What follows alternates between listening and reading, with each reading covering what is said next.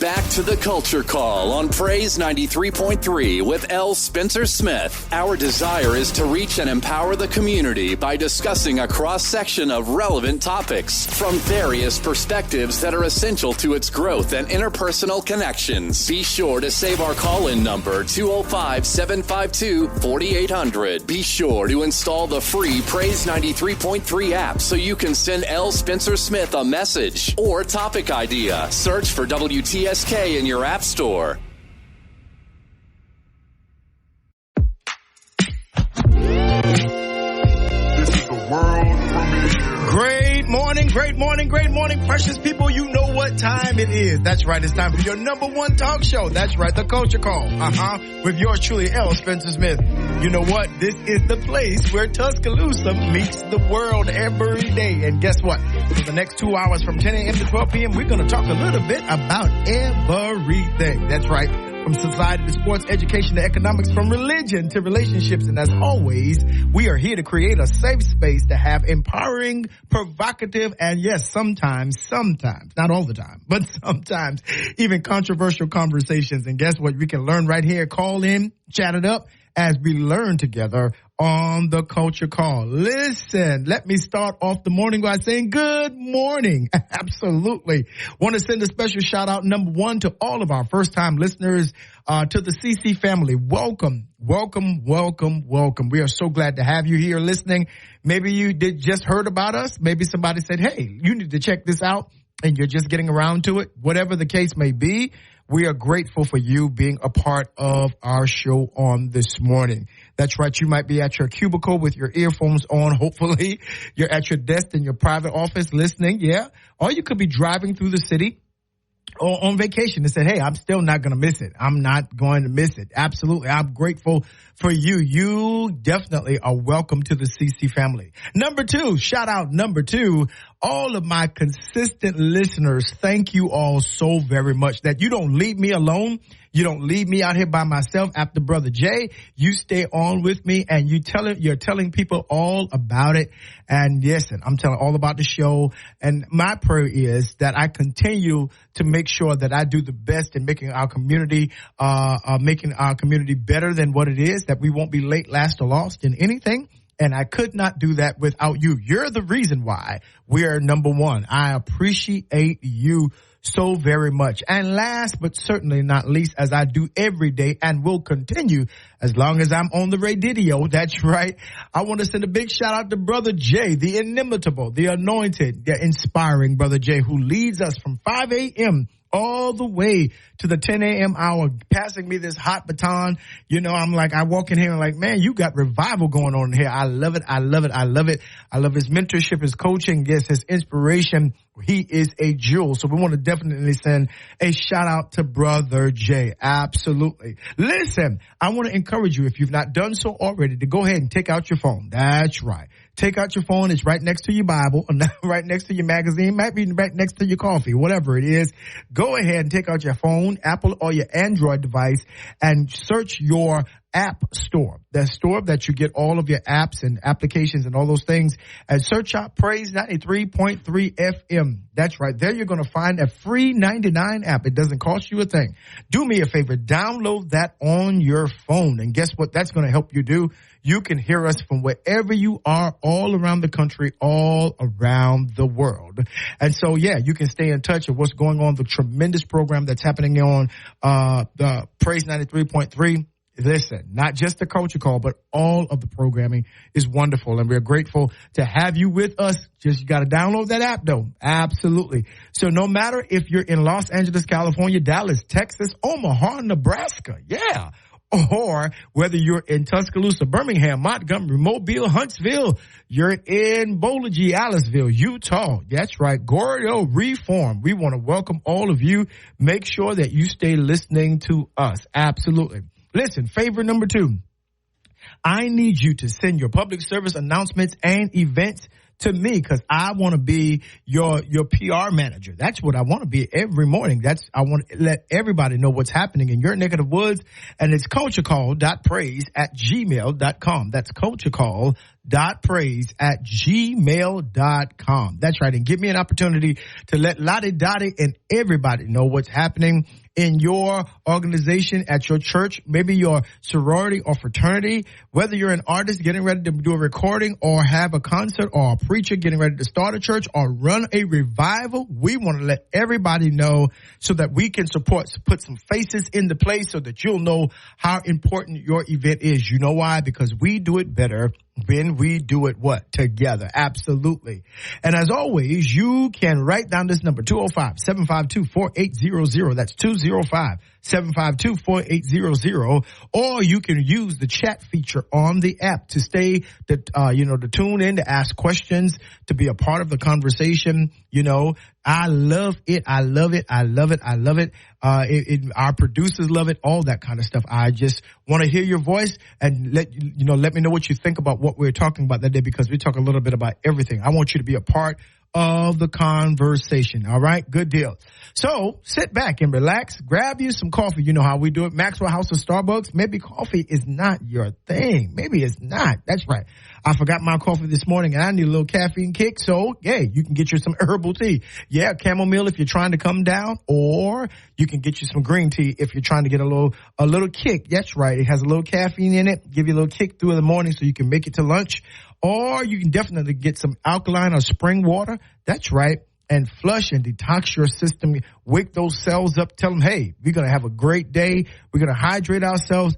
Yeah, and let's get into the culture. Listen, we're almost at the end of the month of May Culture Call. We're almost at the end. And where has the time gone? The hymn writer was correct when he said time is filled with swift transition. I'm telling you, it has been a month that got up in here and got up out of here. That's right. We got one more day in the month of May. And yeah, May has been Mental Health Awareness Month. And we've been doing our very best to bring you up to speed and elucidate and shine a light on mental health in our community, the Black community, and let you know exactly what we can do about it. You know, maybe the importance of first of all having sound mental health, and also partnering our mind with our spirit. Those two are not against each other, like many religious deep folks that don't read the Bible, don't understand that God utilizes our minds and partners it with the spirit so that we can begin, watch this, to choose and decide that we are not robotic in nature. No, we have the same essence of God, that he gives us free will and free choice. And he partners that with the Holy Spirit so that we will be able to make right choices and good decisions. Absolutely. Right. And so we've been talking about that, how our mind and our stable mental health helps us to prosper. As 3 John 2 says, I do above all things wish that you prosper and be in health, even as your soul, your mind prospers. Yeah. So, yeah, whatever changes in the mind changes in time. Whatever you're going to see in the visible realm begins to cogitate itself from the spirit and into the mind, into that area. Yeah. You begin to imagine. You begin to dream. Yeah. And so that's very important. And we've talked about the challenges of mania, the challenges of undealt with trauma.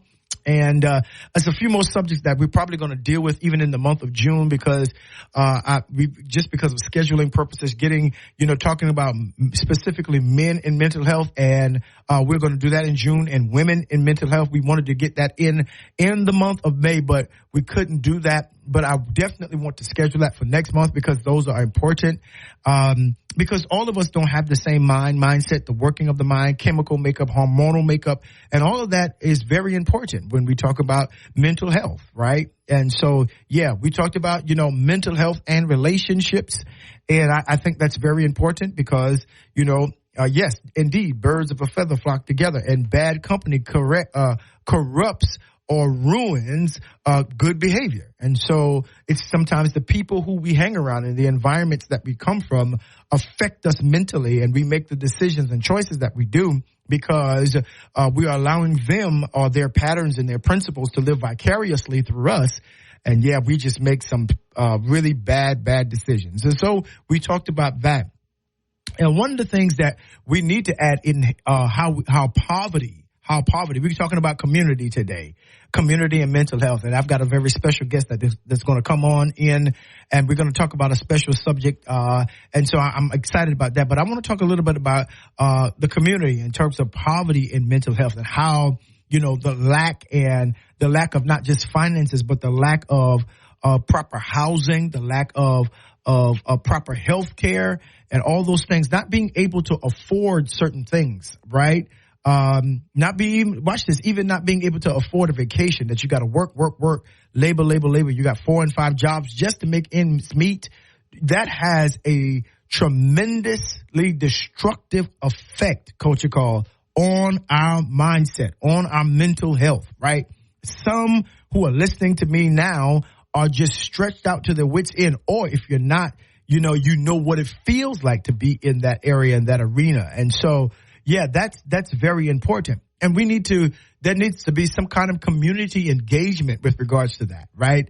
That we don't have to handle those things in terms of poverty and lack and want and those things that cause an effect in our mentality, effect in the choices that we make. And we sometimes, especially, women, they stay in situations that are abusive, as we talked of earlier this month. They stay in that situation because, quite frankly, it's an economic situation. It's a situation that I cannot afford to take care of me and kids and all that. And so I keep myself in a situation. I keep my kids in the situation just to be able to have a roof over my head and a meal on the table. And so they've reckoned, because of their financial condition, because of that impoverished state, to make a decision to stay in certain environments that have a hindering and destructive effect on their mental health because of the status of their pocketbook. And I know folks say money ain't everything. You can have peace without money, but hear me, you won't have it long. And that's the facts. That's just the facts. When you add in bills, when you add in tuition, when you add in clothing, when you add in housing, when you add in food and grocery bills, when you add in medical care, proper medical care. I echo the sentiments of Ecclesiastes when it says money answers all things, right? That we are not to be idolatrous to money. In other words, we're not to bow down or just do anything for money. And we know that some people do. And, And so this is why I'm grateful that God begins to, when he begins to weigh the quality of our choices, and not just that we made a choice, but God weighs the quality of our choices, right? What put us in this position, right? How long has he been this way? How long has this been going on? That God, in fact, is all that. Humans don't do that. We just look at something and we judge. But I'm glad that God is really doing the adjudication, right? But nonetheless, Coach Cole, I think it is very important to understand that there is a connectivity between our financial status and our mental health. Being able to provide, being able to take care of is very important, especially for us as black and brown people in America, right? That is driven by green, that is driven by the dollar, right? And as much as we talk about the enslavement of our ancestors, that was a financial decision. That was part and parcel of the South's decision to desire and to promote slavery, right? Because slavery was economic for them. It was free labor that was producing capital, that was building and caused them to be an economic engine, right? And then here comes Abraham Lincoln and taking slaves and all that kind of stuff that it put them in a state of poverty, right? And so that's the history of that. But even now, black and brown people have not been given equal footing. I'm not talking about the 10 on 2 hands that we can count that have made it, right? I'm not talking about everybody. I'm talking about as a system of understanding in terms of financial empowerment, economic empowerment, that black people are right now. I saw a study. Black people are on the lowest level of income increase, income savings, wealth transfer, etc. Home ownership. Yeah, we're at the bottom. The top is Indian American. It's not even white American. It's Indian American, right? And those things that need to be addressed because they do, yes, have a issue or have an effect on our mental health. And when we don't recognize that, and we got to be careful. And as a pastor, I'm very, very careful of not making people have a love for money, because we know the text says that the love of money is the root of all evil. That means that I'm so in love with money. That's where idolatry comes in. When you bow down and you genuflect to do anything to get money, that is what the scripture teaches us. That is anti-God, right? But the whole idea of sowing and reaping, the whole idea of seed time and harvest, it's not just agrarian, it's not just agricultural, but in our economy, in our day, in our time today, the principle that we use coins and dollars and we invest them and we get a return, right? And when you have no seed to put in the ground, or when you're left to have to eat your seed, absolutely. That there's some people that don't even have enough money to invest. They don't have enough money to give, right? They don't have enough in terms of when we talk about quantity, right?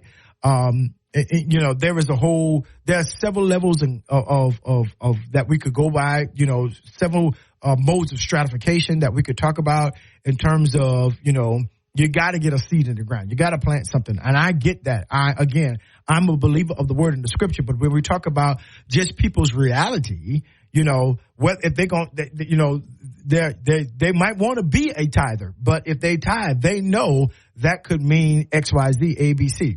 And the tithe come off the top. I get that, Reverend Doctor. I get that, Mother Missionary. I understand the principle of the text, but some people have not been taught the text, right? And what we got to stop doing is thinking as Christians, especially as Christians, that everybody in the world or everybody in our community believes what we believe, has been exposed to what we exposed to, right?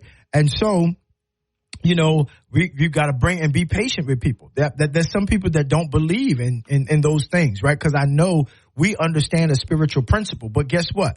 Romans and Corinthians tells us that spiritual things are only spiritually discerned, right? That the carnal mind or the fleshy mind does not understand the things of God. So when we talk about money, especially on the air, we have to talk about money from a critical perspective of, yes, there is a biblical way of financial productivity and means and stability, but then there are people that don't know that way. And so we've got to accommodate that as well. And so, yes, there's a mother right now that gets her check, and in her mind, giving the church 10% doesn't make sense to her. And I get it. Let's try it again. I get it. That it doesn't make any sense to them, right? Because my baby needs milk. My baby needs, food. I got to pay my electric bill, my light bill, XYZ. And if I give my tithes, is the church promising me that if I get put out of my apartment, if I don't have any food, do they have enough resources, or do they have not just enough, but do they have the benevolence of heart to take care of me as a tither? If I tithe, you're going to pay my rent. And I'm just saying that is the mindset of some people. And so I get it. And it causes them tremendous mental strain, right? So, and ain't no use of fussing at people and fussing at folks when they don't have the resources to do. It's a shame that child looks like that. But that person is doing the best they know how to do with the meager resources that they have.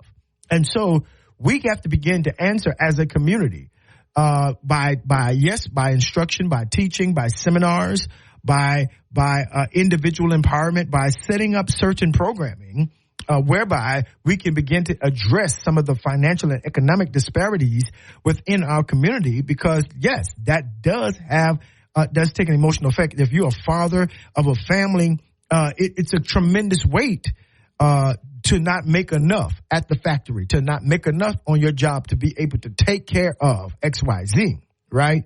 And so there's a whole lot of other decisions. And of course, there's not enough time in these 2 hours between breaks to talk about, the real extreme effect that finances and financial status has on mental health, right? That there are people that are on the street right now because of finances, right? They're not getting paid enough. And over the last 10 years, our young people, right, who we deem as millennials and Generation X and Y, right? When we, Generation Z, all of those things, they can't even make make enough money with all the college degrees that they have. They can't make enough money to make it, to even start a family. So that, and then when a woman, especially if she's single, has a baby, that's a financial decision, right? That's not just a relational decision. That's a financial decision. And quite frankly, what young men do, they make the baby, but they decide, oh, this ain't mine, or they disconnect from that family. So right there, the family is over because they're thinking financially, I can't afford this. See, they didn't think about that at the onset. And I hear you. Don't smugly say, well, they shouldn't have had the baby. We all know that. We understand that. But we're talking about the effects that critical aspect of financial subtraction, or the financial nothingness, is having on building family. My wife came to me yesterday and, she was like, honey, I just read this article where a 1-bedroom loft, that means everything is in the room. Everything, ain't no kitchen, ain't no separation, right? Bathroom, all that's one room is $1,500. I said, what? She said, honey, a single bedroom loft is $1,500. I was like, golly. She said, how are these kids supposed to make it? And they're fighting minimum wage. And so what we've made a decision to do, I heard this in the economic news, we've made a decision in this country to give all of the financial increase to the less than 1% of people who are on top. And we have made the middle class, the lower class, and even some of the upper class pay for that increase when those folks who are paying for it, have not even seen an increase. Do you know, in the United States of America, who has probably the most impactful economy in the world, has made a decision a lot of times to overlook the poor, to overlook those who are financially stressed, to now even demonize and villainize the homeless, right?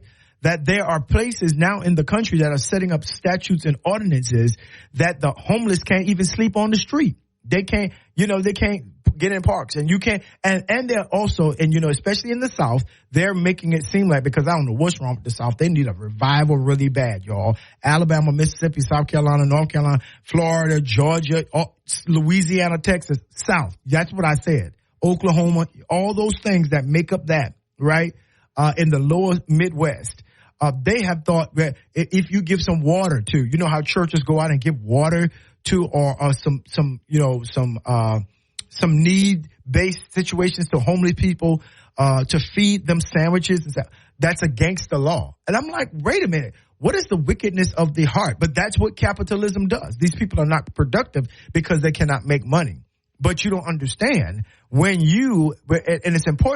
it's important that we have a government, have a church system, have a religious system, have communities that understand that because of the tremendous financial polarities that are in this country, that we've got to begin to address the financial economic state of the people in the country there, especially black folks, right? Especially black people, especially Hispanic people, those who have worked historically to build this country, the infrastructure. When I say build, I mean literally build. That's not figurative, no allegorical, metaphorical. No, that is literal. That we literally built this country on the backs of our ancestors, the backs of our forefathers, and we're still doing it even now.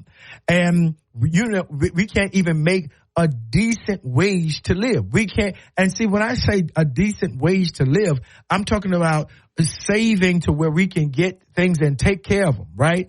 It's so very important. This conversation, Culture Call, can go left, right, center, because it's that important that we talk about how the effects of the certain policies in this state of Alabama, certain policies in the South, certain policies in this country being ratified by the far right.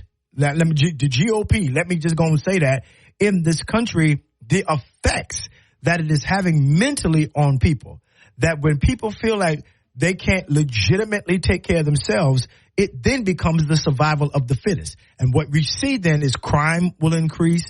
We'll see burglaries increase, theft and robberies will increase. We see murders increase because now I feel like in order for me to survive, I got to take yours because I don't believe that you will give it to me. Yeah, I don't believe there is no programming that will help me.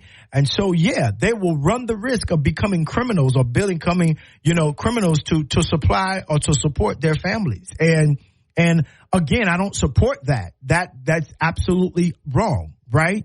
However, that lack, hear me now, that lack or impoverished state causes some people to lose a mental stability where they begin to do any and everything to make a living.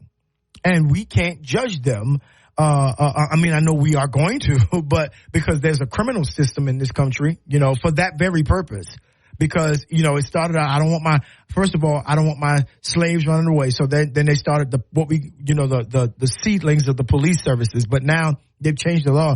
And now I don't want these people coming on my property. I don't want these people taking anything from me. I don't want them people, all that. I want to be able to pay them and treat them like I want to, like slave servants and peasants, vassals. I want to be able to make them, beholden to me for their everyday life. And that seems to be the system of economy in this country. And it has a way, and I hate to use the Reagan-esque, the Reagan-esque phrase, which is the reason from Ronald Reagan all the way to now is the reason why the economy oftentimes is what it is for black and brown people, for our community, because they have this notion of trickle-down economics, which never have worked. It didn't work then. It doesn't work now because the rich get richer by keeping it or buying yachts because they're trying to figure out how to get around the tax issues, right? And so they buy 50 houses all around the country, right? They buy houses and they all XYZ. Not all, but a lot, right? They find ways to hide their money in offshore accounts and countries that don't even, they send some of their finances to countries that don't have the same level of taxation that this country has. And they never regard that the people on the bottom, which unfortunately look like you and I, Culture Call, which unfortunately, we share that with them, that they don't care how we live. And that is having a tremendous effect on minds, marriages, missions, that a lot of marriages break up, divorce over money. Yeah, absolutely. And we need to address that. We need, as a community, to begin to address that. We need to vote. But, we'll talk about that in a few minutes. We need to definitely vote. And so, listen, we've got a great show for you today on the Culture Call, right here with yours truly, L. Spencer Smith. On Praise 93.3 WTSK. Yes, sir. We're going to have a great day. I need you to keep it right here. Don't miss it. This is the world premiere. And we are back right here on the Culture Call with yours truly, L. Spencer Smith. Praise 93.3 WTSK. That's right, your inspiration station. Having an amazing day talking about community, talking about poverty, economy, and mental health. And I think this is a very important conversation for us to have because I want to really I don't want to necessarily deal simply with the negative. I don't want to make it seem like, that we poor or, you have these people in situations. I am, by the grace of God, blessed to be able to take care of my family and, and handle my needs.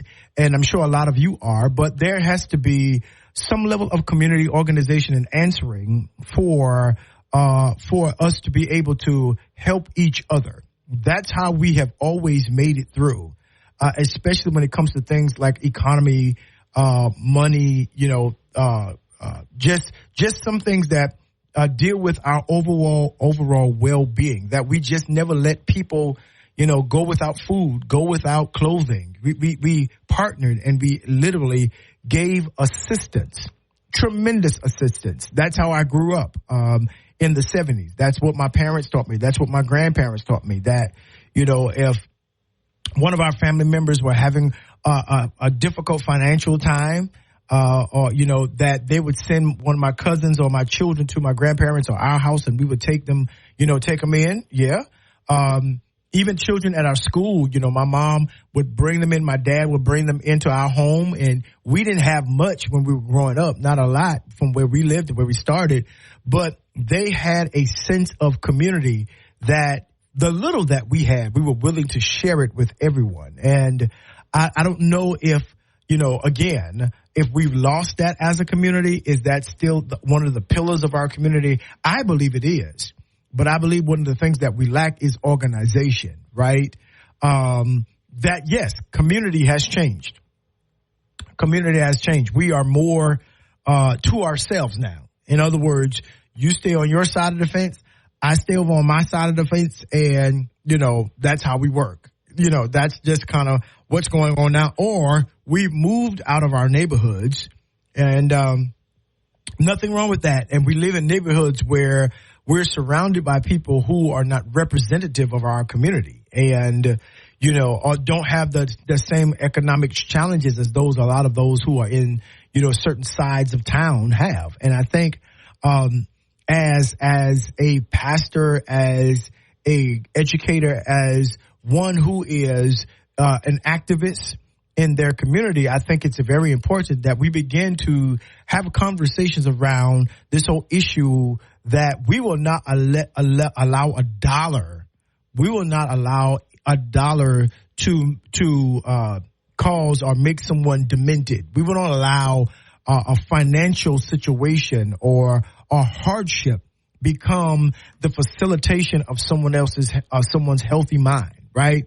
That if that family has a need, that there needs to be some level of awareness or some programming structure, organism, if you will, that people can plug into to find a way to make it, to find a way. This is why churches have benevolence. This is why, there are community organizations such as the Tuscaloosa Emergency Services and a lot of other community organizations that escape my memory right now. I'm normally good with remembering things, but at this present moment, it escapes my mind. But nonetheless, there has to be more, right? And that's not to say, here's what I'm saying, Coach Gall. That's not to say that we perpetually take care of the same individuals, but we help them, we provide them with some level of welfare until they can fare well, right? Until they can get up on their feet and make their way. We find a way to stipend or to aid or to,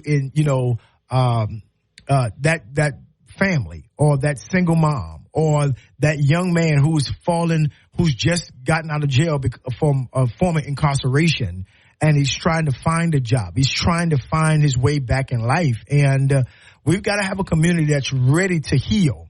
We've got to have a community that's ready to help and to aid people who might be economically struggling. And I know sometimes, we say, well, this person is responsible, or these group of people are responsible, or how come the church don't do this and that?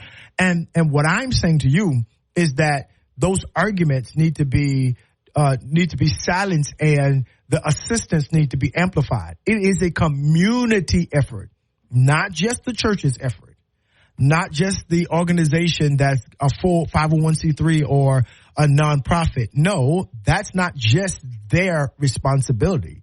And then we all else are alleviated. No, we come to the aid of each other, right? Because when we think about the mental effects, when we think about how a meal on the table, one of the things they taught us in educational psychology was about this man Maslow, and he's talking about this growth needs, these needs that must be met, even just so that the child can learn that day. That a child cannot learn with an empty stomach. A child cannot learn when they are hungry, when they don't have proper clothing, right? A child cannot, and so that's part of the things that when we understand, those are the underlying context of free breakfast, free lunch, right? Because the understanding is that child cannot perform at his or her best if that need is not met in their lives, right?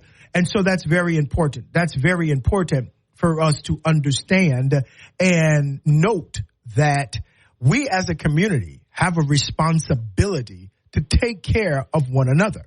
And when we don't do that, when we turn a blind eye, when we act as if, hey, guess what? Well, somebody else to take care of them. Or why can't we go to Mount Bethel? Why can't we go to Mount Zion? Why can't we go to this one? Why can't the church take care of them? That's not my responsibility. No, that number one, as a community, that is not how we have made it in this country. So let us be delivered from that mindset, right? And not only delivered, but let's develop a mindset of compassionate care, right? Because you have absolutely no idea of how people, because of their financial situations, are standing on the precipice of a mental collapse, of a mental breakdown. There are people who are walking around in depression and despair even now, because we have a people that don't understand, or finances mean a lot. Again, we're not living in a society where, the government takes care of everything for us. We got free this and free that and free this. No, every time I go to see the doctor, I got to give a copay, right? Every time I do this, I got to do this. I got to pay for this. I got to pay for that. And when you think about when a child gets sick, or they don't have any food in the house, or they've got a pink slip on their door after they've got off this minimum wage job from Dollar General, you've got to understand that sends people into tremendous stress. It sends them into tremendous, mental cataclysm. And because the whole idea is, how am I going to continue to live? What's going to happen to me? What's going to happen to my child? Are they going to come take my children? Should I have put them up for adoption? All of these kinds of things that go on in the minds of people because they are under the warfare of financial depletion. They don't have enough finances and their economy is jacked up. And it's difficult now, especially because we have access to social media. So we see people, doing things, are making money, driving in yachts and living in sprawling penthouses. And here I am doing the best I know how to do and still not being able to make ends meet. Yeah, that's a lot. Yeah, that's a big deal. And so my resolve, Coach Call, and I hope that you all agree, is that there has to be a community coming together. And if we talk about education, if we talk about violence, if we can come together and talk about crime, if we can come together and talk about elections and pollings and votings, we should be able to come together and talk about economy and finances and how we can provide, programs that financially empower with economic education, how we can teach our children early on the value of the dollar and the system of economy that they live in as children. When we can begin to develop programming of systems that can, help other areas of, Goodwill, Tuscaloosa Emergency Services, or those other agencies that deal with and help people who find themselves in a position where, they can't currently make it. If we had proper programming that would be able to do that, think about what changes would be made. Think about the better that we could do for each other. If we would stop complaining about what the church is and is not doing in this area and begin, and stop fussing about what Reverend is driving and where he's living, right? Because I promise you, Reverend ain't driving and living like that, and there are not other people that in that church, because it takes money for it. He does, it takes money to pay a mortgage. The Reverend got 2 mortgages to worry about. He's got 2 light bills because he got to think about that, and the church. So he can't be taking all the money and the church still surviving, right? But it's not just their responsibility. And I think sometimes as a community, we antagonize our help. Say that again, Reverend. I think I will. Sometimes we antagonize the help because the help ain't helping like we think they should be. But guess what? Let me posit a question here. Let me position a question. Are you helping? What are you doing? Yeah. What are you doing? Who are you partnering with? Who are you taking in? Mm-hmm. That's something to be asked. Am I right? Yeah. Who are you helping? Right? What are you doing? What programs are you starting? Right? Yes. Now for our church, my thing is we don't write out money to an individual.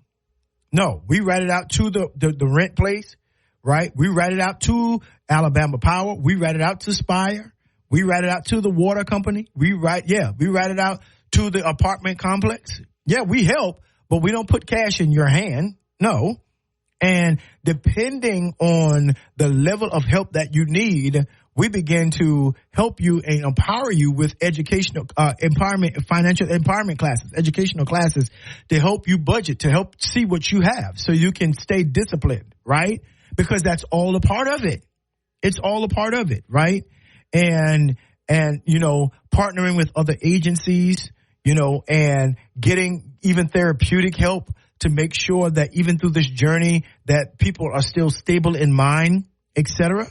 Those are important facets of what we do. And I think that we need to understand that each and every day, all of us have a responsibility. Let me say that again.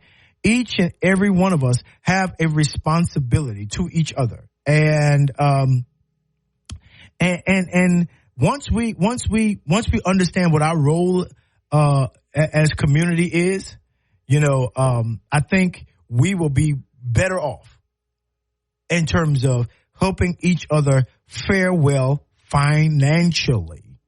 And if we don't do that, if we do not do that, what's going to happen is that we're going to see more people on the street, more people homeless. We're going to see more children, separated, more families separated. We're going to see more families break up, more marriages break up, because we as a community are not educating ourselves and making the connection, right? That when someone loses their job, if you are a person in the community that has some level of power, some level of agency, some level of influence in your workplace, then we need to develop employment codes. We need to develop that. We need to begin to teach people, or put job positions up at the church, not just in our communities, not just in the church for a sound man or a praise worship leader, but no.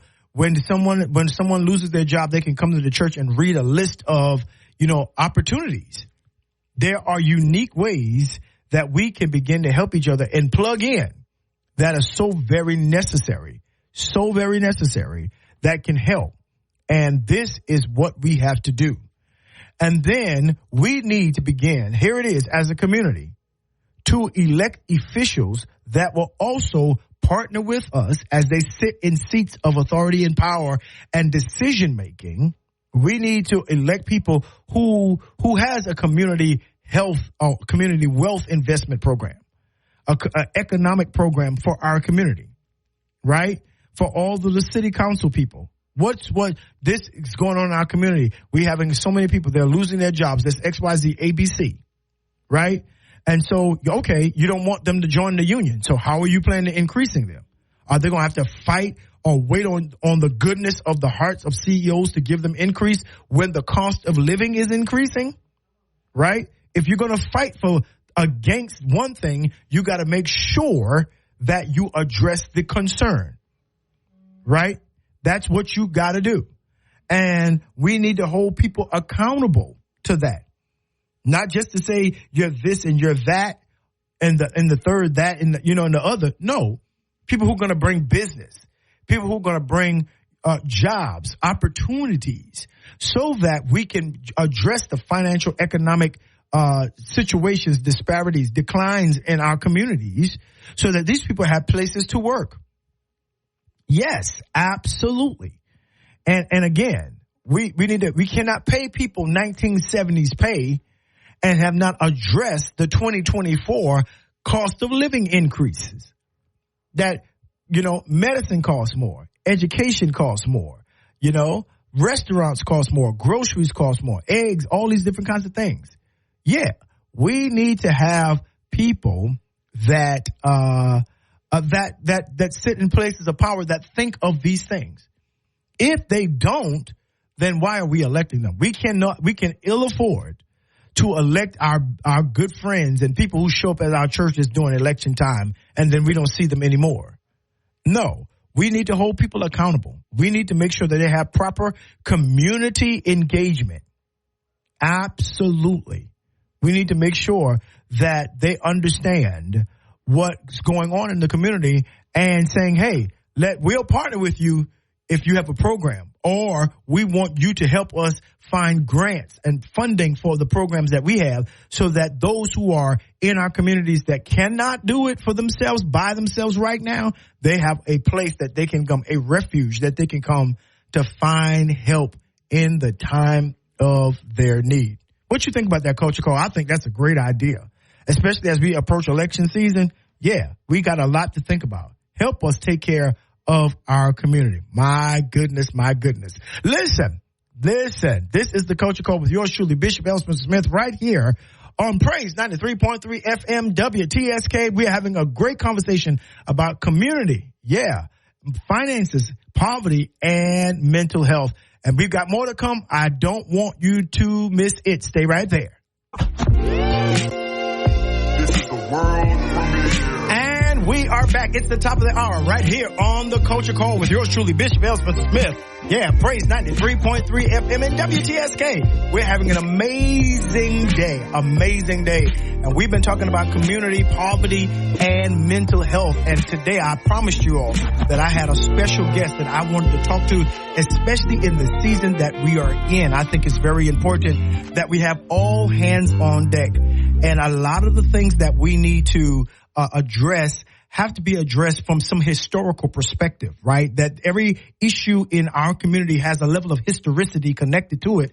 And it is important for us to know that we can't just put it aside. And sometimes we do that and we don't do due diligence to know exactly why some things are the way that they are. But today I have a very, very special guest with me, Miss Irene Bird. She's the PR manager for Bloody Tuesday. Yeah, I know y'all know about Bloody Sunday, but Bloody Tuesday is an important, pivotal event that happened, and she's going to talk to us about it and inform our community. Those who are, weren't alive at that time, those who were alive at that time and just kind of have forgotten and put it behind them. No, there is an importance of great distinction that needs to be made, first of all, between Bloody Sunday and Bloody Tuesday. Because some of y'all, I know Bloody Sunday, but I don't know Bloody Tuesday. But guess what? She's going to come today and help us understand what Bloody Tuesday is all about. And not only what it was about, but what implications should be looked at today from that same perspective. Y'all help me welcome Culture Call, Miss Irene Bird. How you doing, Miss Bird? I'm fine. How are you? I am so glad and grateful that you are here with me today. I tell you, and what a segment to be a part of. We're talking about community. We're talking about poverty. We've been talking about mental health all month. But I believe that this is a good vector for people to understand Bloody Tuesday because it's so centrally significant to Tuscaloosa and the surrounding areas. And I'm grateful that you had the time to come and talk to us today. So tell us a little bit about what you've been doing with regards to Bloody Tuesday. Tell us about, the anniversary and all that you're working on. Well, if you want to start with the anniversary, we will be celebrating the 60th anniversary of Bloody Tuesday. Wow. On June 9, 2024. That's Sunday, June 9, 2024. The program starts at 3 p.m. Mm-hmm. Our guest speaker for the program is U.S. Congresswoman Terry Sewell. Okay, yeah. Charles Steele, Dr. Charles Steele will be there, the executive director of SCLC. He will be present. We have a fabulous choir coming together to echo the sounds of the old memorial choir. But Bloody Tuesday surrounds a man by the name of Reverend T.Y. Rogers Jr. Right. Back in the day, T.Y. Rogers Jr. was the assistant pastor of Dr. Martin Luther King at Dexter Avenue Baptist Church. In Montgomery, right. In Montgomery, right. Yes. And when Dr. King decided to leave Dexter Avenue and I think join his father in Atlanta, he left the church. You would probably have thought that T.Y. would move up, but I don't know the circumstances of that. But he didn't get the church. He went to Philadelphia, I believe. But anyway, he always wanted to remain in the South. In the South, right. In the South. So in 1963, when First African Baptist Church in Tuscaloosa became available, Dr. King recommended T.Y. Right. to come to Tuscaloosa. Wonderful. Okay. And in March of 1964, that famous picture that's circulating that Edward Jenkins did, Dr. King came to Tuscaloosa and installed T.Y. at First African Baptist Church. Wow. Because that whole boulevard is named T.Y. Rogers Boulevard. Yeah. Right. And the spirit of civil and social justice was already there. That fire had already begun. Right. So, Ms. Bird, let me ask you, that time, how was Reverend Rogers pivotal in, stirring the embers of the fire that would become Bloody Tuesday? How? Because you're saying that social justice and awareness was already there in our community. What exactly was his role in terms of getting the community together and preachers? I'm assuming the religious community, all aspects of the community. What was his role? Well, Bishop, I'm not going to lie to you. I was 16 years old at that time. And much of what I did and became a part of was because of my would-be husband, or to-be, because he was a lieutenant of T.Y. Rogers. Wow. But as for the story itself, when Rogers came to Tuscaloosa, where did he come from? The spirit of Dr. Martin Luther King. Right. And the movement, the bus boycott, and all that. The fire had begun. Right. So he was not a dummy. No, not at all. Oh, no. He was a very well-prepared person to move the spirit in Tuscaloosa. Yeah. Okay. Yeah. There's a story behind all of that I cannot handle. Right. I tell you, I'm not being blunt about it, but I have worked closely with Dr. John Giggy, the researcher who's the director of the history department at the University of Alabama and the director of the Summersell Center for the Study of the South for years. Yeah. And his book is also going to be a part of this, but the research puts it in direct perspective. But let me make a long story short. When T.Y. Rogers came to town, we had the beginning of what we call mass meetings, pep rallies. Right. To fire people up and get the spirit. There were the powers that be that did not probably want anything disturbed. Absolutely. We're doing fine. Absolutely. And then there was the power to vision what the future's like, was holding. In 1963, the county courthouse was built, newly built, with the promise that the black and white drinking fountains, the black and white restroom facilities, the signs would come down. Wow. Okay. They did not. Did not come down. That promise was not fulfilled. Honored. Was not honored. Right. So, think about it. This man is being installed March 1964.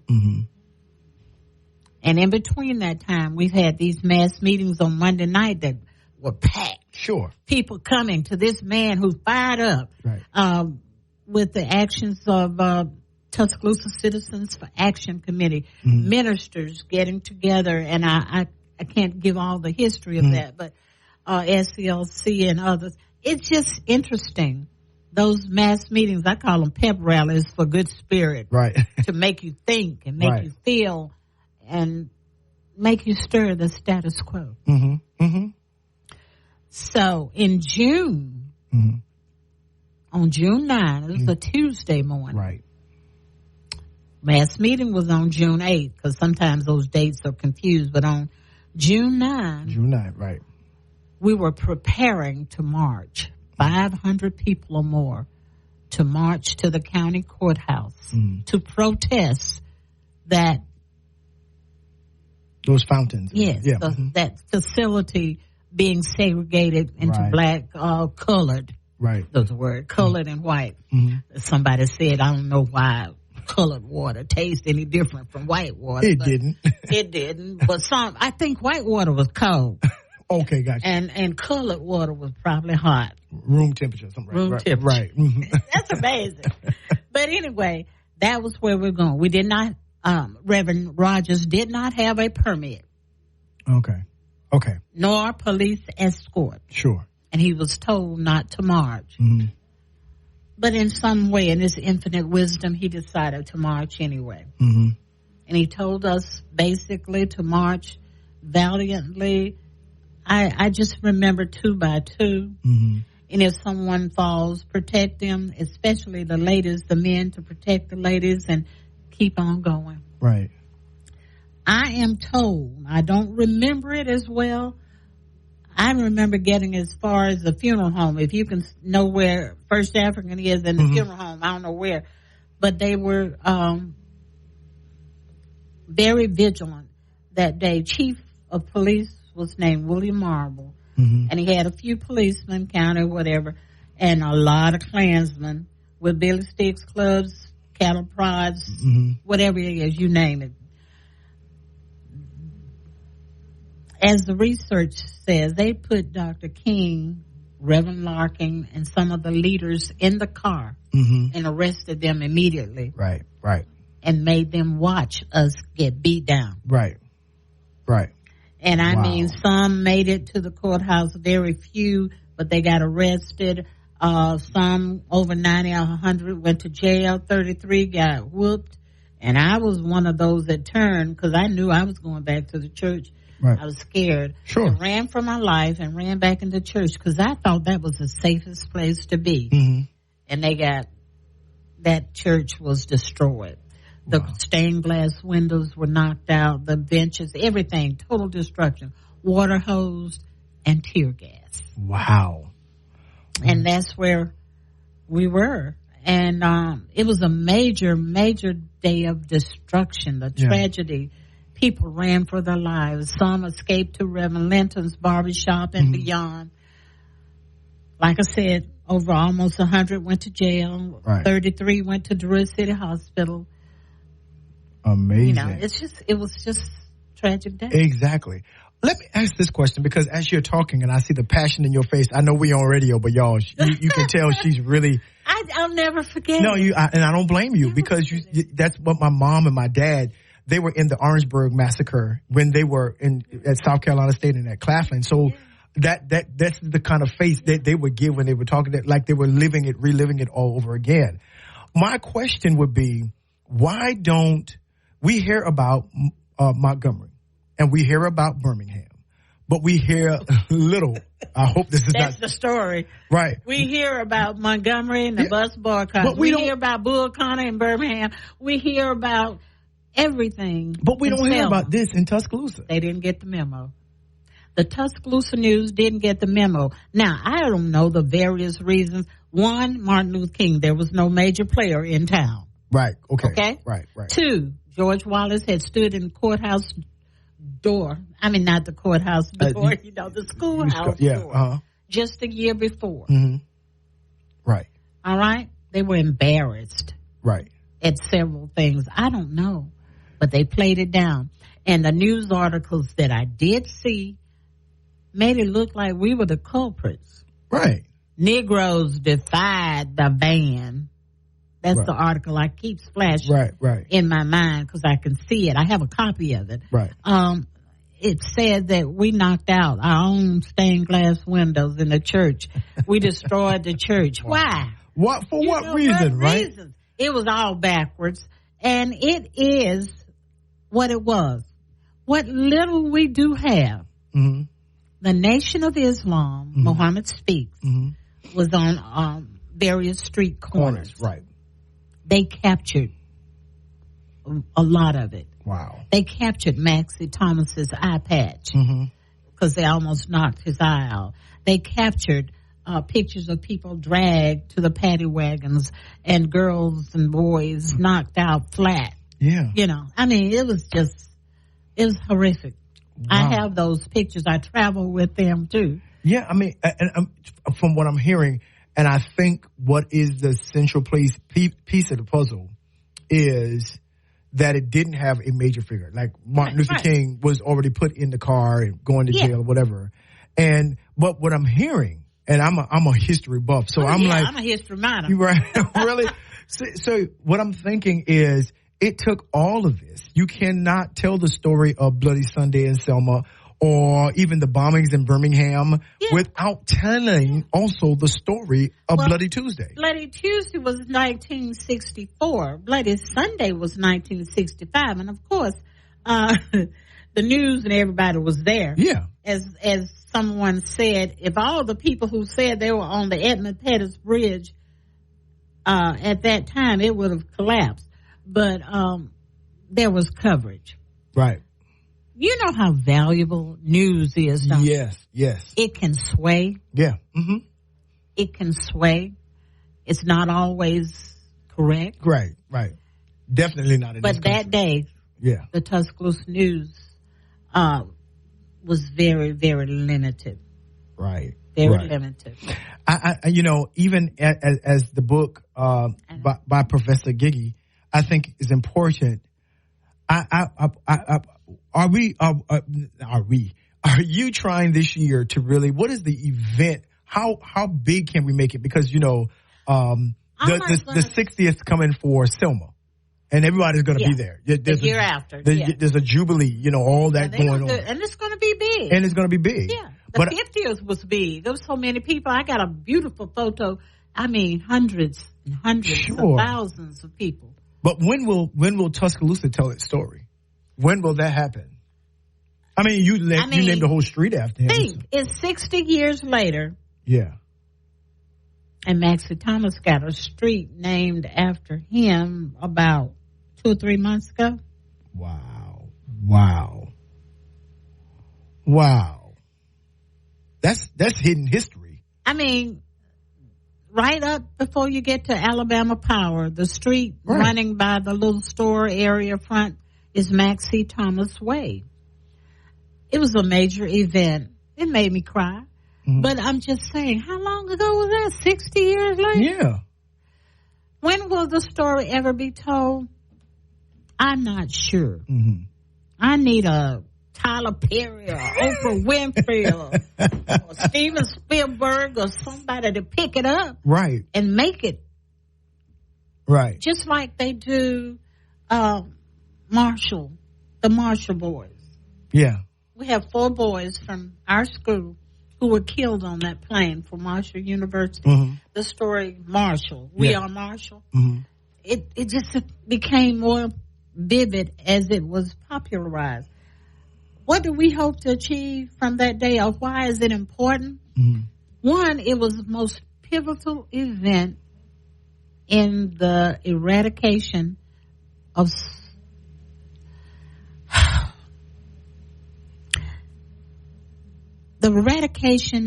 those signs in the courthouse. Yeah. Segregation. Okay? Yeah. Segregation. Mm-hmm. Getting toward integration. 2 weeks later, there was a second march. Police escort. We had a permit, and the signs came down. Wow. After the fact.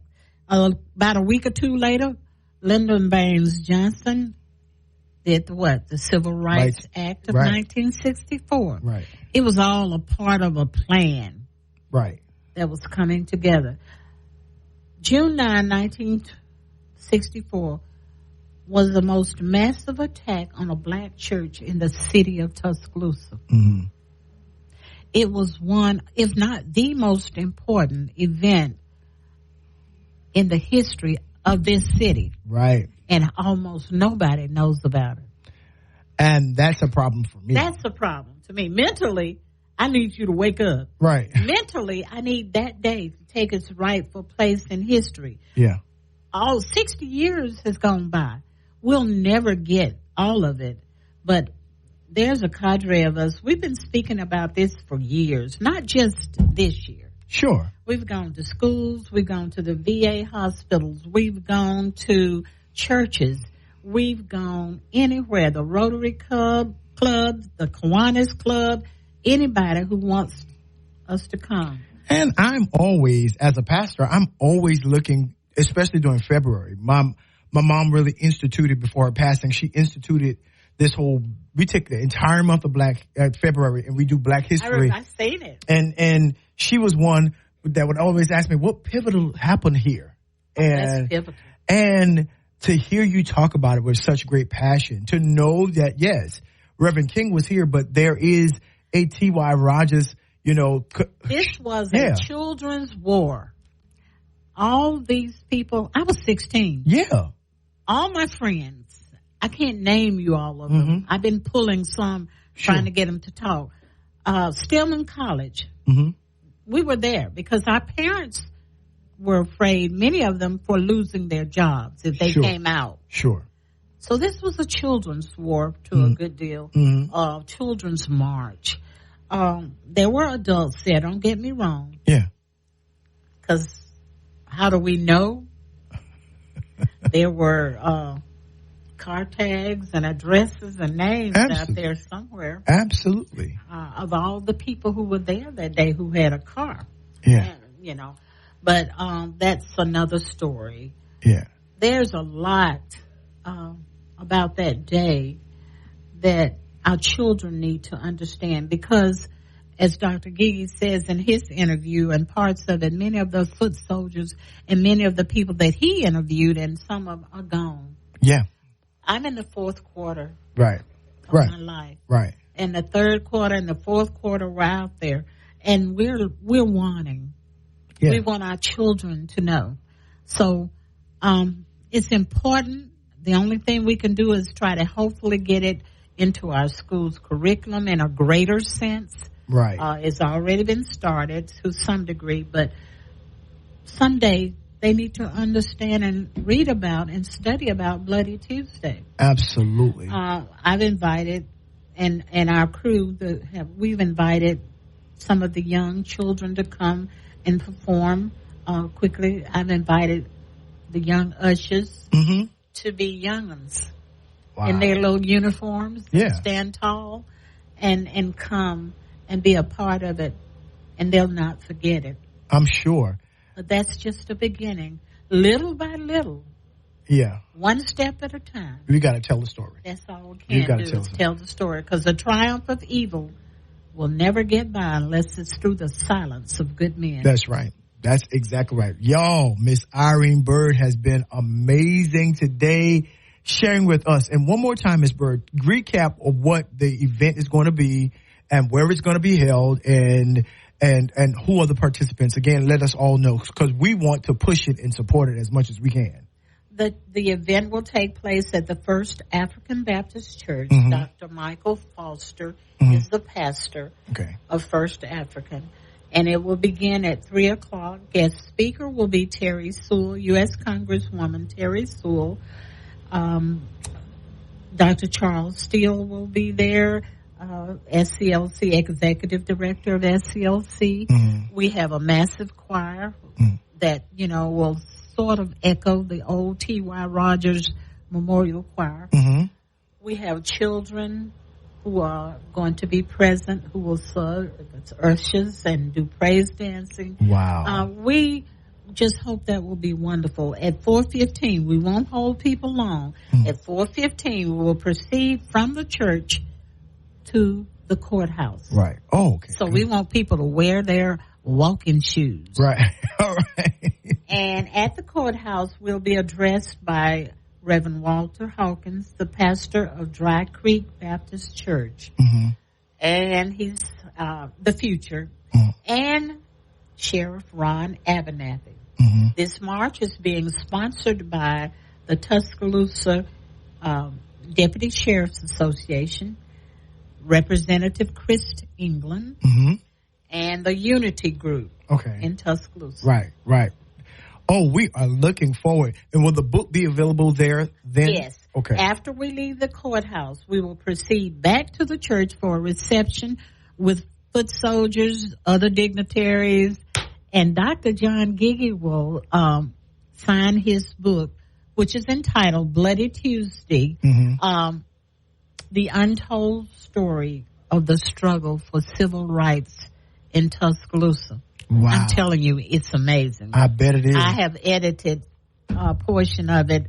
I've really edited all of it in reading it. I'm going to read it again because I was enchanted. Some of us couldn't put it down. Yeah. I promise you, and this will be quite inexpensive. We hope that people will come, get a copy of autographed book. Yeah, we are going to push it. Thank you, Ms. Bird, for sharing with us and taking us down this memory lane. And I know those of you on the Culture Call family have been tremendously blessed by this interview. We are going to support Bloody Tuesday, that commemoration this year. June 9th is going to be wonderful. We're going to do what we have to do to make sure that this is a success. And yes, it will be good for your mental health. Good. See, she's tying it all in. That's right, because we need to know what's going on. Thank you, Ms. Bird. Listen, Tuscaloosa, Culture Call family, we got to take a break, but I need you to stay right there. We've got more to come. Don't miss it. This is the world premiere. And we are back right here on the Culture Call with yours truly, Bishop L. Spencer Smith, Praise 93.3. Yeah. And WTSK. Lost my train of thought real quick. Listen, I'm telling you. Thank you, Miss Irene Bird. I was still thinking about that Bloody Tuesday situation. I'm telling you what an amazing event. What an amazing experience that was pivotal in the civil rights movement back in the 60s. And I am so very grateful to have her on our show this morning to kind of vector us into the understanding of the importance of community and why things are the way they are, right?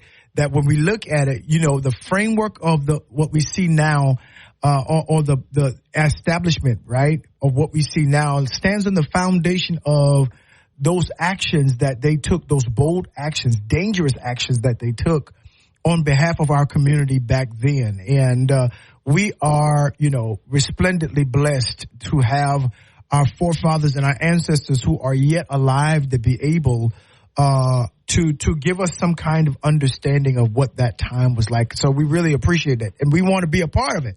That's right. June 9th, at 3 p.m. That's June 9th. No, it's earlier than 3 p.m., but it's June 9th. I got to get those dates right. That we're going to be there celebrating with them in the commemoration of Bloody Tuesday, not to be confused with Bloody Sunday in Selma. That's in March of 2025. Bloody Tuesday is in June. And so we don't want to miss that. And honoring the memory of Reverend Dr. T.Y. Rogers and all of those who were a part of that significant movement. And I think that's very important for us as Tuscaloosans to really, really, black Tuscaloosans and white as well, to acknowledge what? How far we have come, because we've come a mighty, mighty long way. And for that, we are grateful. Listen. And so we've got a few more points that I want to bring up for the show, but I wanted to definitely get this community service announcement out there because I don't want anybody mad at me because they already sent it in. The Merge Baptist Church, 13694 Old Greensboro Road. Yeah, 13694 Tuscaloosa, Alabama, Pastor Richard Morgan, Reverend Richard Morgan. They're going to be having their deacon installation service this Sunday, June 2nd, 2024 at 3 p.m. And the guest preacher for the occasion is Reverend Antonio Shelton. He's the pastor of Mount Zion Baptist Church in Greensboro, Alabama, and they want one and all to come and support the new deacons that they have at the Merge Baptist Church right there on 13694 Old Greensboro Road in Tuscaloosa, Alabama. Again, Reverend Dr. Richard Morgan is the pastor. So they want you to come out and support that. And let's support them in big numbers. Those of you who are available, yeah, let's go and let them, see our faces in the community and let them know that we support what they're doing at the Merge Church. And so we're grateful for that. So I wanted to make sure that I said that since they sent that in to us to discuss and to let everybody know what's happening in their neck of the woods. Listen, as I look at the close, I see the runway for this particular show. My mind is thinking about so many things. Not only about what we talked about in terms of poverty, economic, and finances, and how we can provide assistance in our community, and even coupled with the conversation we just had with Miss Bird about the historical significance of Bloody Tuesday and why we should remember. I want to, as I sit here, recapture. I want us to recapture culture call, this whole essence of community empowerment, that it takes a community.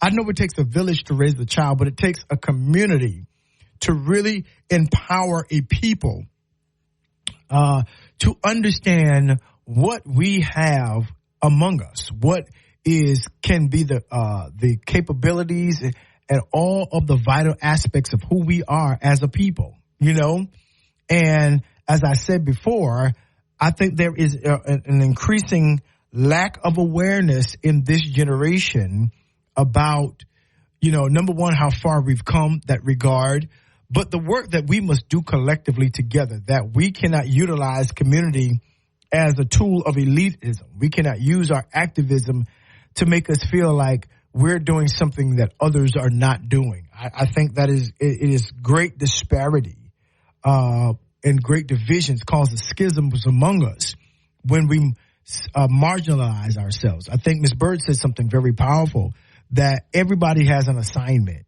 Everybody does something. Yes, some are activists, some are pastors, some are teachers, some are educators, some are doctors, some are lawyers.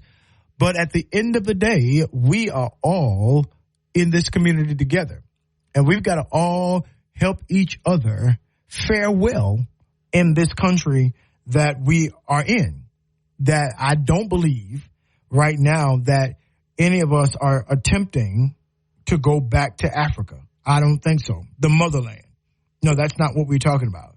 What we're talking about is where we are right now, making sure that none of us come behind, that we can begin again to build strong families, the worth of families, that we can eradicate violence from our community. We can do that, but it's going to take more than just one person marching. It's going to take a holistic effort and participation from a community that sees the value itself connected to the root system of how we got things done in the past and bring forward the new mentality and innovation to help our community advance. That when we begin to really understand the connection between economic empowerment and mental health and how poverty can come in and really destroy the essence of who we are as a people, when we really begin to understand that, we then will build infrastructure, that not only, increases the awareness of mental health, but also help us devise programmings and all those things, auxiliaries that will help deal with every aspect of life, most particularly our economic financial aspect, right? And that becomes all of our responsibilities. What we cannot do is look at those among us who have made it and castigate them, making them think that we don't need them or they've done something illegitimately or illegally to be able to have that position in life. No, we can't do that. We cannot use their wealth and their success against them, as if they're no longer a part of the black community. And neither can we, of those of us who have made it to some level of degree, turn our back on those who are still struggling from day to day, doing the best they know how to do with their resources. We can't castigate them and say, oh, those poor people. No, they are people, number one, but they are at the beginning and the end of the day and all throughout the middle are people. We are connected. Whether we are affluent or whether we are doing, moment by moment, we got to pray to make it. Whatever that is, we've got to come together and amalgamate a powerful system of community that addresses every impediment that would affect our mental health. Our black community needs sober-minded people. We need stability, mental stability in our communities, right? That when our teenagers and our young people can just go and shoot each other, off the street because for whatever reason, it could be territorially related or drug related or whatever, relational related, whatever it is, that is a sign of declining mental health. That I don't value my brother and my sister. I don't value the person who lives a couple of doors down from me. When we can have a generation break into the houses and domiciles of our seniors and rob them and hold them under duress and arrest. And we don't consider their lives as valuable. We don't see our seniors as stepping stones, as the bridges that brought us over. Then, yeah, there is mental health decline in our community. And we can't listen. And we don't have the luxury of acting like that's not a thing ain't a thing. Because it is what it is. Right? We need to tell the truth about what it is. And so, yeah, that the very unfortunate thing is that, our parental structures have changed. Our religious structures have changed. The church and family are not the centermost important things in terms of empowerment in our community. When we turn our backs on what has been built for our own efficacy, for our own education, for our own health, when we begin to allow that to exist and say, oh, but that's them and not me. No, absolutely not. We can't do that. We cannot do that. Can't. What we must do is rise up and come together and say one child being hungry because their parents cannot feed them or because they don't have the financial means. One person being put out on the street because they can't pay their mortgage because they're finding themselves in a financial deficit, right? One person is too many. One person, culture called, is too many. And we go to church and we sing and shout and we say God is going to make a way and we do all of that. No, James says that we don't look at those who are cold and say, I'm praying for you, God bless you, go be warmed, and not provide the things that will keep them warm, that we don't give them a coat or some kind of throw. We don't say that, look at the person that is hungry and say, oh, in Jesus' name be filled, and not give them the supplemental resources, the real resources that they need that literally can change their position immediately. Then what good is our religion? What good is our Christianity? What good are our services if it does not move us towards service? What good is our ministries if it does not move us, what? Toward ministry. And so I think that we need to rethink the way that we see a whole lot of things. And it begins with who we are as community. I believe that's where it begins. And I want us to renew our commitment to each other today, that whatever state that we find ourselves in, when it begins to affect mental health is not an individual thing. It's a community thing, because the person that becomes unhinged, disassociative with among us, we are all in danger and the propensity to be harmed. They could even harm themselves when there is no true mental health efforts to make sure that we are all whole. All of us have to walk this journey together. And I don't care how you see it. All of us have to walk this journey together. Let me say that again. All of us have to walk this journey together. None of us do it alone. And so here's to your mental health culture call. I am praying, not only praying, but I'm getting my life in a place, and Lord, give me the resources that when it is needed, I can be the extension of your hand. The Lord is going to make a way, but what if you are the way that the Lord is going to make that answer that question? What if you are the solution? What if I am the answer to the problems that happen in our world, in our community specifically? None of us will be late, last, or lost if we all put our hands to the plow, get to work, and build a community that sees all of us as a part of one family. I think that we can do that. Culture Call. What about you?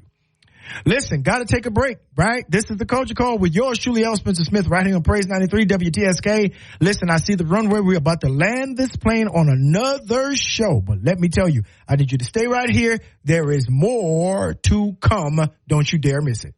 This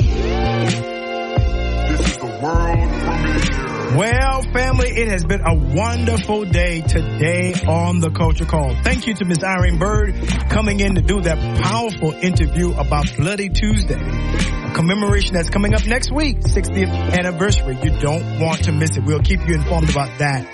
And then, of course, the entire conversation of building a community that's able to address financial disparity, poverty, things that we never really think that have an effect on our mental health, but they really do. That when you don't have the money, it does something to your mind. Yeah, you got to pay bills and do all your necessities and all that kind of stuff. Indeed, in this realm, money answers all things. So I'm grateful that we've created a conversation, and we're going to continue it even in next month. But listen, I'm telling you, we got to do all we can to build our community in a significant way. Okay. Good deal. Listen, tomorrow is going to be another great, amazing show, and I hope that you are here with me 10 a.m., 12 p.m. Yeah.